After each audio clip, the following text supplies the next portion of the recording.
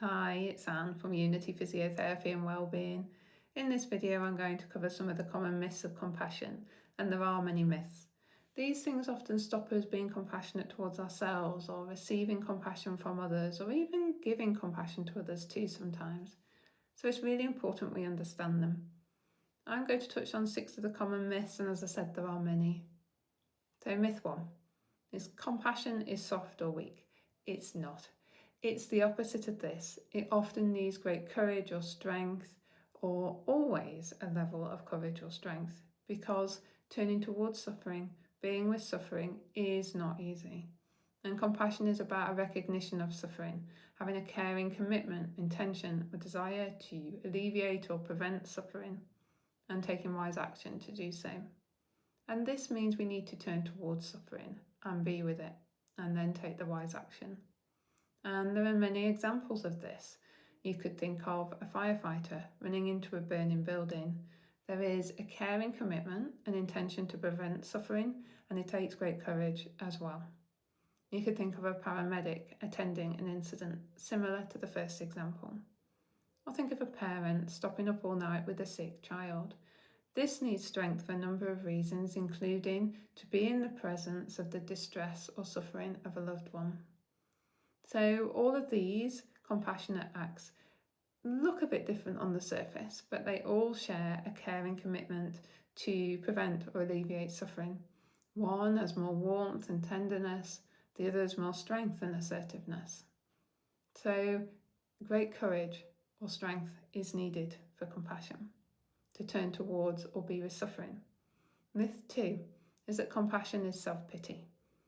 It's commonly believed that it's feeling sorry for ourselves, and it's not.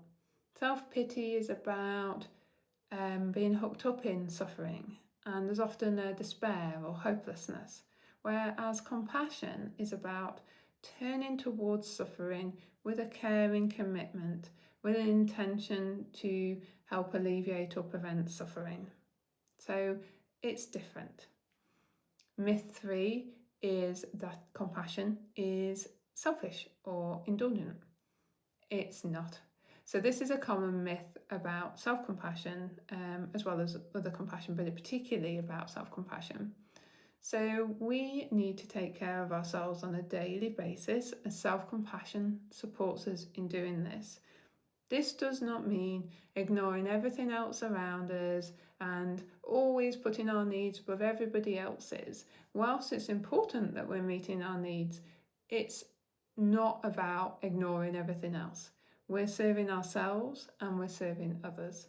So compassion supports us to look after ourselves each day, and then we're filling up our own cup. Myth 4 is that compassion will make me complacent. No, compassion gives us accountability. Compassion helps us to grow without the drawbacks of self-criticism. So there is a belief in compassion-focused therapy that we have tricky brains, that they evolve to be this way, that it's not our fault, but it's our responsibility. So compassion holds us accountable. So it doesn't make us complacent, helps us to keep growing and to help doing so with a caring motivation, intention to help prevent and alleviate suffering. Myth 5 is that it's just kindness. Whilst kindness can be part of compassion, it may not always seem to be.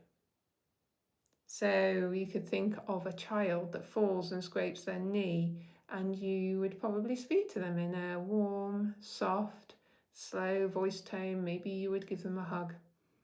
Think of a child that runs towards a busy road and there's a car coming. The warm, slow, soft voice tone is probably not what's going to happen, because there's a high risk in that situation. And then after that incident and they're safe, then there would be perhaps a different response to help soothe. So compassion may have kindness as part of it, but it may not look kind. Myth 6 is that compassion is about rescuing or fixing. It's not. So we can jump to fixing, that's a helper part of us, and it's about kind of that difficulty being with discomfort, whereas compassion is about being with and seeing what's helpful, taking wise action, rather than seeing that there's something to fix. You could think of, in this example, sitting with a grieving friend. It's not about making the grief go away or fixing anything. Being with, showing care and support. So those are the 6 myths that I wanted to share. Compassion can be soft, tender, warm, can also be more strong, assertive and fierce. Always sharing that caring motivation, intention to help alleviate or prevent suffering. It's about being with and turning towards suffering. We need strength and courage to do that. So one of the ways that we can embody compassion more fully in everyday life is by exploring the qualities of compassion and growing them, embodying them. And I'll share more on that in future videos. I would love to hear your thoughts on this video and whether you believed any of the myths about compassion or whether there is another belief you have about compassion. I'd love to hear, and take care.